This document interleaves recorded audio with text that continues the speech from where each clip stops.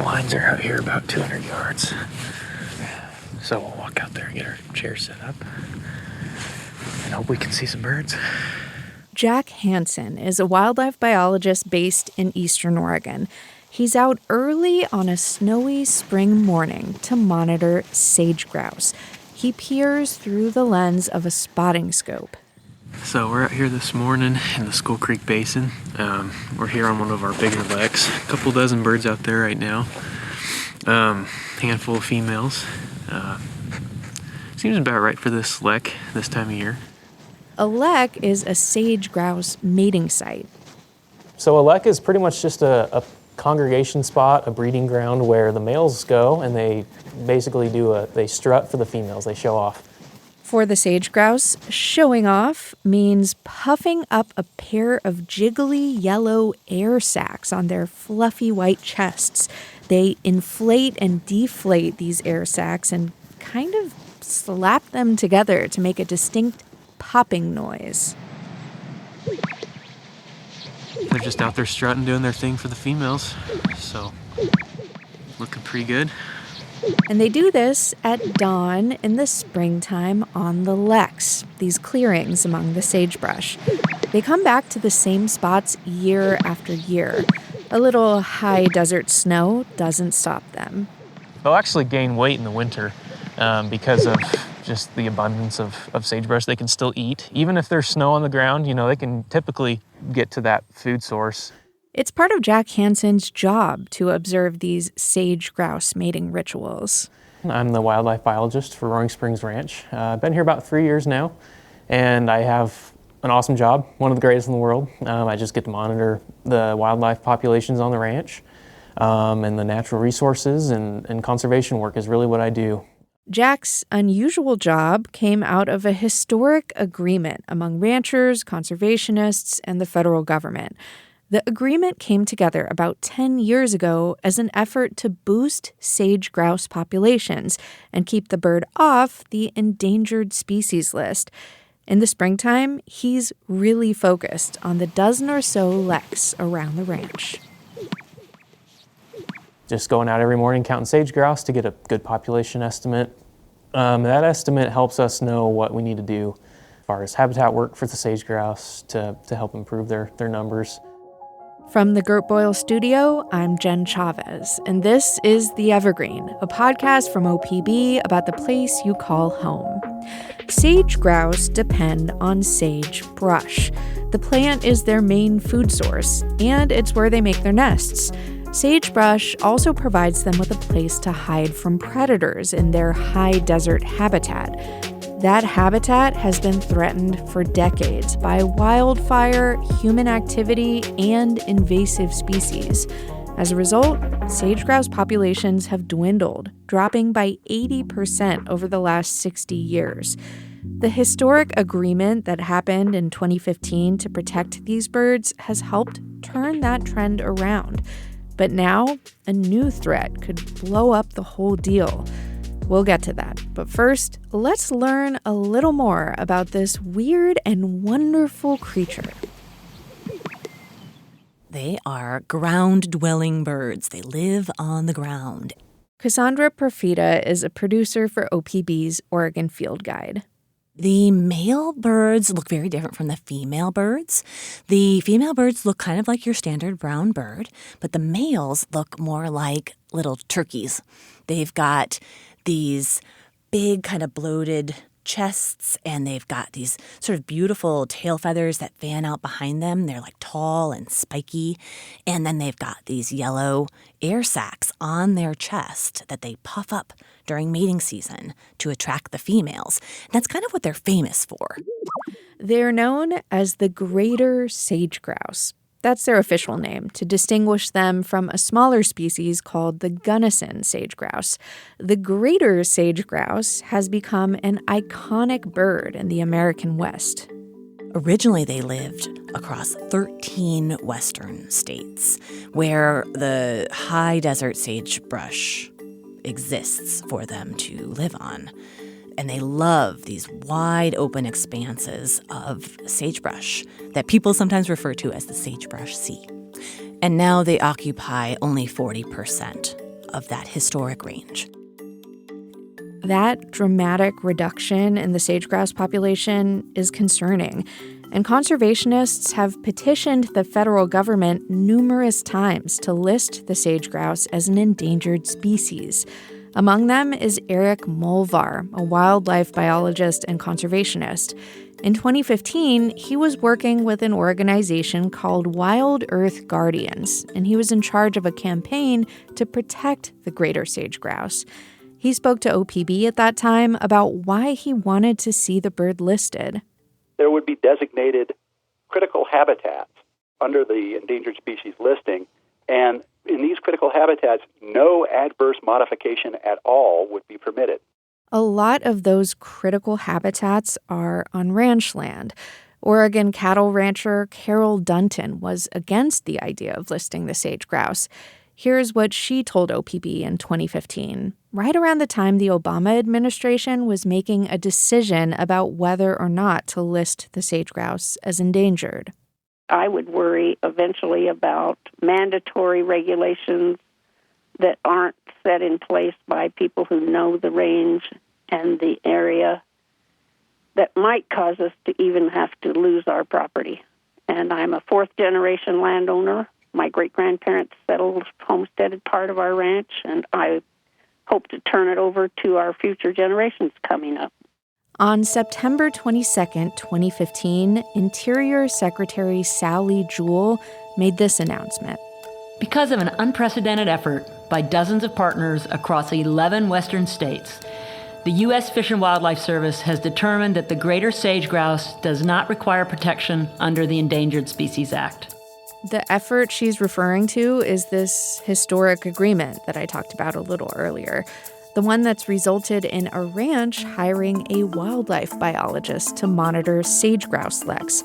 It's the largest landscape-level conservation effort in U.S. history and involves about 1,500 ranchers. Hundreds of them are in Oregon and Washington.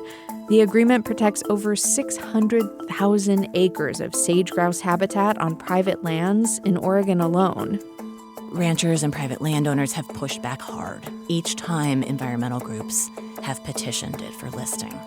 And eventually, the controversy over the bird led all of these different parties to look at whether there were any alternatives. Maybe there's another way to protect this bird without imposing these strict federal regulations. This agreement took years to set up, and it actually amounts to a lot of mini agreements managed through local agencies rather than the federal government. Each of these landowners agreed to voluntarily participate in conservation efforts that are designed to help the sage grouse population recover in their specific part of the country. That includes Roaring Springs Ranch, where we started this episode, which has been operating since 1872 in southeastern Oregon's Harney County. Stacy Davies is the ranch manager. We mostly have wild animals as our neighbors, and it's a great place to live. Roaring Springs sells horses, cattle, and hay. And like a lot of other ranchers in the region, Stacy worried that Endangered Species Act restrictions would be bad for business. 10 years on, he says he's seen positive results from the holistic approach to wildlife management on the ranch. As we manage for ecosystem health, things that were good for fish are good for sage grouse, are good for songbirds, good for mule deer, but they're also good for the economics of the ranch. Most of the time when we have healthy rangelands that are good for the species, it's also good for the economic component of the ranch as well. So it's a win-win to us. Some of the changes they've made include rotating their herds' grazing areas with sage grouse in mind and clearing out invasive plants such as cheatgrass. Cheatgrass fuels wildfires because it dries out earlier in the season than sagebrush. They've also removed a lot of juniper trees because they draw water away from sagebrush, and they can also provide a place for predators to perch while hunting sage grouse. Biologist Jack Hansen explained one of the other perks of the 2015 agreement. It's an agreement where we say, we're going to do a certain amount of conservation measures to help the sage grouse in their habitat. And then, in the instance that they're possibly listed on the endangered species list, we'll be basically safe from having any of our management practices changed, putting limits and regulations on what we're doing. That was a big motivator for a lot of ranchers because they didn't want to see their industry go through what Oregon's timber industry went through in the 1990s. People who have been around in the Pacific Northwest may have lived through or at least heard about what happened when the northern spotted owl was listed under the Endangered Species Act.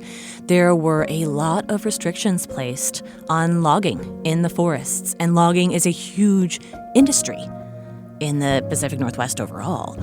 Limiting where you can graze cows in the high desert of the western U.S. would be devastating to the economy, the same way that listing the northern spotted owl was devastating to the logging industry in the Pacific Northwest. OPB actually did a whole podcast series about the impact of the spotted owl called Timber Wars. So look that up if you want to know more about why endangered species listings are scary to some people in this part of the world. Anyway, it's been a decade since ranchers agreed to take all these measures to protect the sage grouse. So is it working? The sage grouse on the Roaring Springs Ranch are doing well. Their numbers are increasing. So that is a fact. Now, the sage grouse range extends all across the West. And those are the numbers where, when you add all of those up, the trend is still downward. The populations are still declining overall. And everyone kind of understands this, understands there's more work to be done. But there are some bright spots where we are seeing population increases, which gives everyone hope that we can make a difference. We can help this bird recover. Can we really, though? Coming up after a break, we'll hear about a new threat that could upend all the hard work so many people have done to protect the greater sage grouse.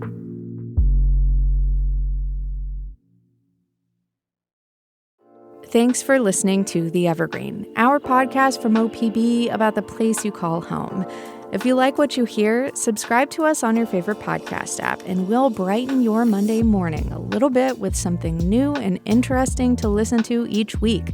You can also follow OPB on Instagram at OPB Photo, or follow me directly at Jen Chavez OPB. That's Jen with 2 N's, and I'll keep you posted on everything Team Evergreen is up to. And remember, this episode about the greater sage grouse and all the great OPB reporting and storytelling you hear on this show is made possible by the support of many thousands of OPB members. Support our journalism by becoming an OPB sustaining member today at opb.org/pod. And now, back to the Sagebrush Sea.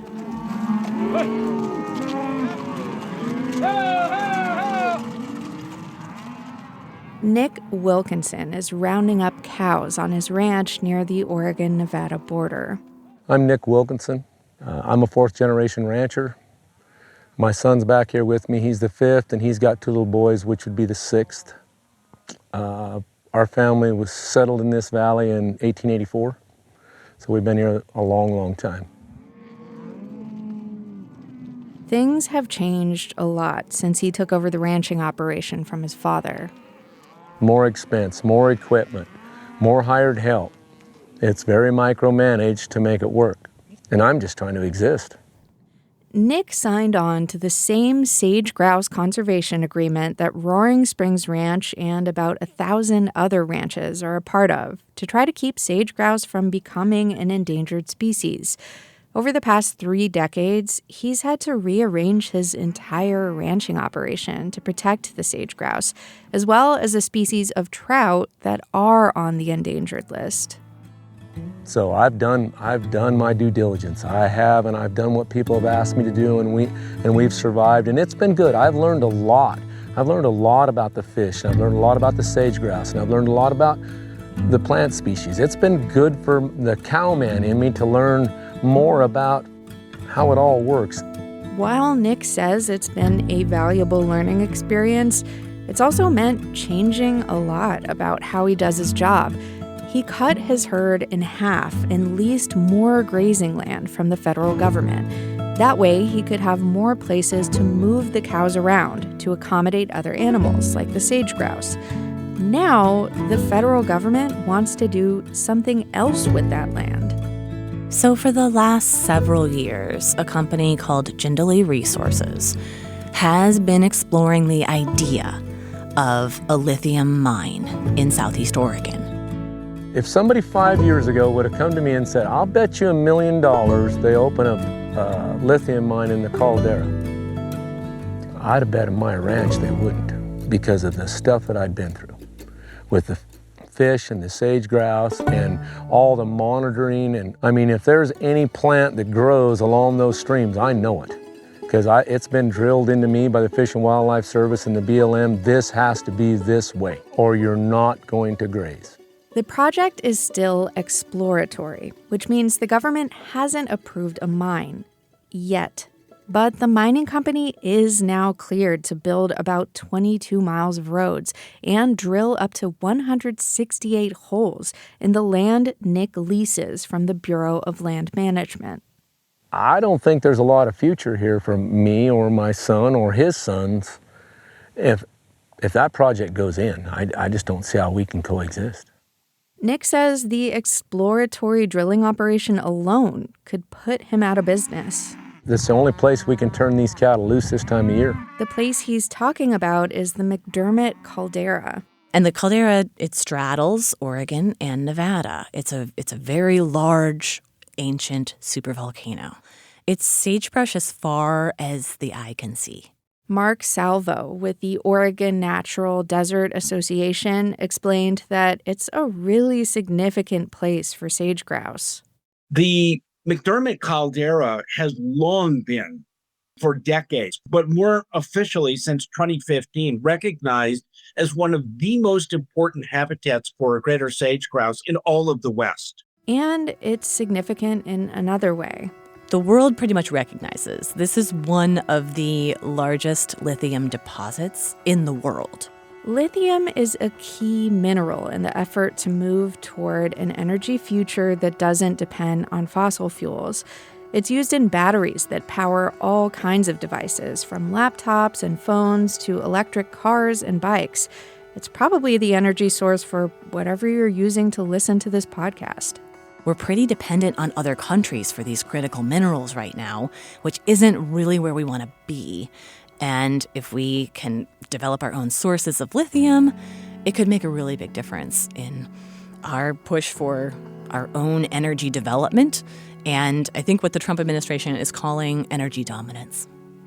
Ian Roger is the CEO of Jindalee Resources, the Australian company that wants to build a lithium mine in the McDermott caldera. China controls the battery-grade lithium market. That's why these large deposits that can potentially decouple that supply chain and produce battery-grade lithium chemicals in the US are really important from an energy security point of view. No matter where it comes from, green energy does come with environmental costs. It's complicated. They have to tear up the ground to get the lithium out of it. And that means the sagebrush on top of it, where the sage grouse live, it will be removed.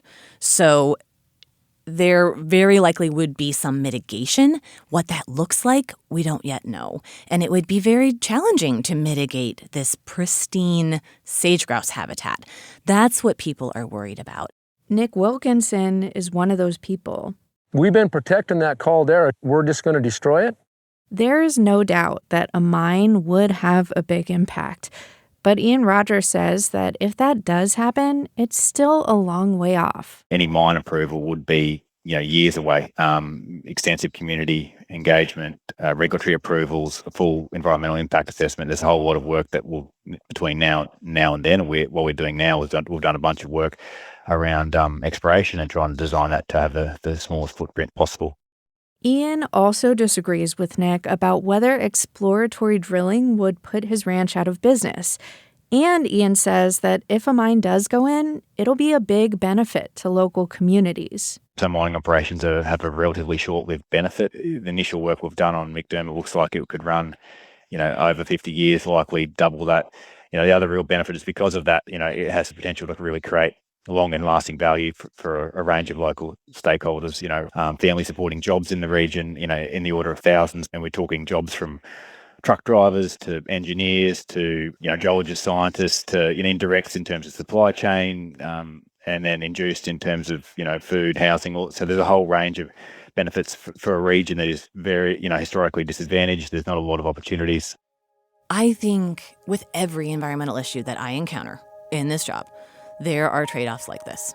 So this feels very much in keeping with the kinds of problems that we face all the time with our natural resources, like with the spotted owl, right? Like the spotted owl is winking out. Like we have not been able to save the spotted owl, even with endangered species protections. So there are environmental problems that we have not figured out how to solve.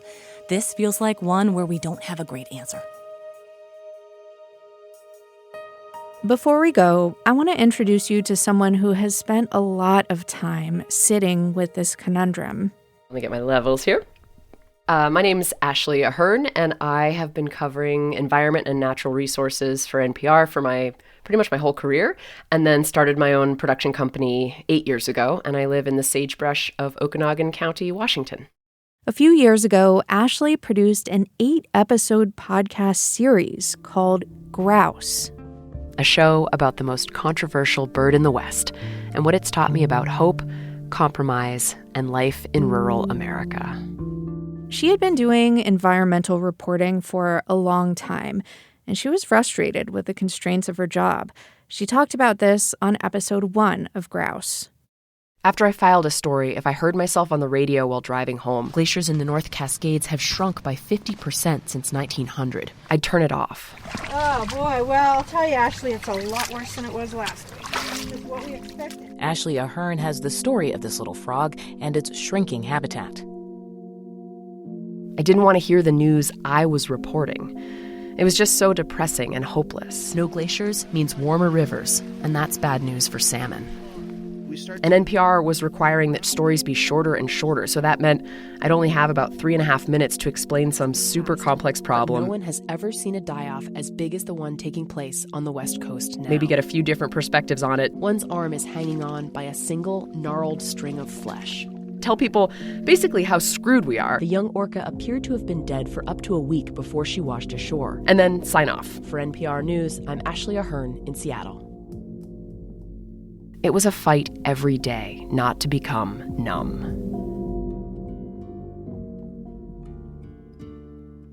I couldn't do it anymore. I wasn't illuminating, nobody was solving the problem, and so the sage grouse story became sort of a symbol, an analog, a parallel story to maybe a larger climate change story or an ecosystem failure story that I was seeing every day in the news that I was covering.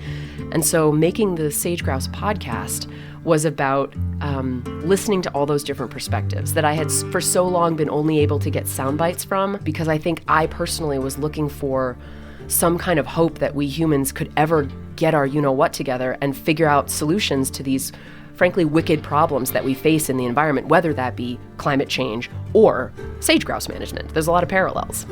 She had spent a long time covering the environment from Seattle, and in the Grouse podcast, she documents her move to a rural part of Washington state. I went from filing news stories on deadline to herding cows on horseback. Come on. Good girl. Good girl. Here we go. Let's get those cows, Pistol. Let me get Pistol. Come on, let's go. Over the course of 8 episodes, Ashley got into all the stuff we've been able to scratch the surface of here on the Evergreen, and more.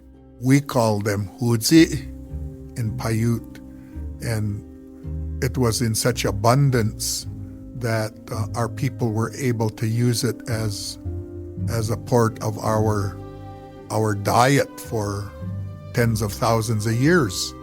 We were in a land full of bright, sunny sunflowers, and now we're mostly in charred soil and grass. Yeah, it's very different. When you turn on your gas stove, on the East Coast or West Coast, what you're doing is providing a job to a very hardworking individual in Wyoming in remarkably difficult conditions. So you have to decide, do I want to be popular or do I want to do something to help the planet? And I made my decision. Basically, the sage grouse is it's almost a representation of our history as a culture in Western North America.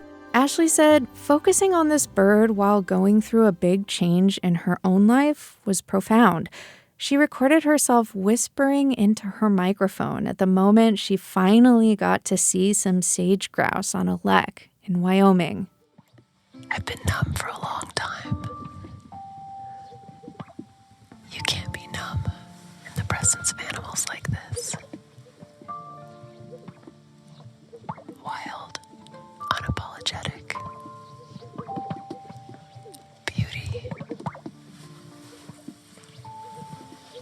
She says she has a different relationship to the word hope than she did when she started the project. And I actually really don't like that word. I don't use that word anymore. I use courage. Because I think that where we live now, in the Anthropocene, is that it is a story now about surviving. It is a story now about thinking about how we live with the world we have changed, and how we manage our own emotions and our own philosophies around what we've done and how we sit with that. And so for me, it is about having the courage to love fiercely what we have. I love sagebrush country fiercely. I adore it. And I think that takes courage. Loving a goofy, ridiculous, perhaps doomed bird like the sage grouse takes courage.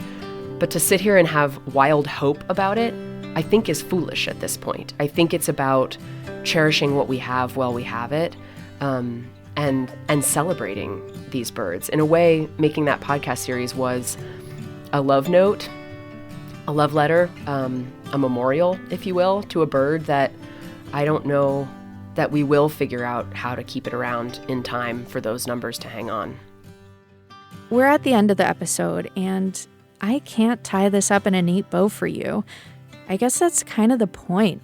It's a complicated world we live in, and whether or not we can keep sage grouse around is a complicated question. There are no simple solutions to saving these birds, but that doesn't mean it's impossible.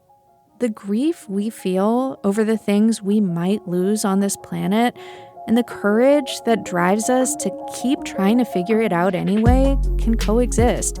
And like Ashley said, we can choose to have the courage to appreciate these birds for what they are now and not just what they might represent about our future.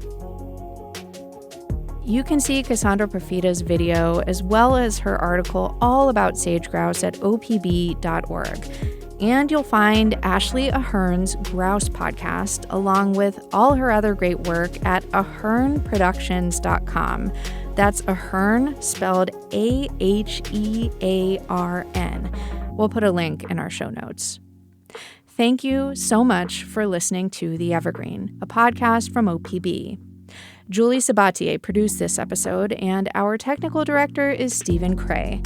The OPB podcast team also includes Mia Estrada and Sage Van Wing. Cassandra Profita, Cameron Nielsen, and Dave Miller did the interviews you heard.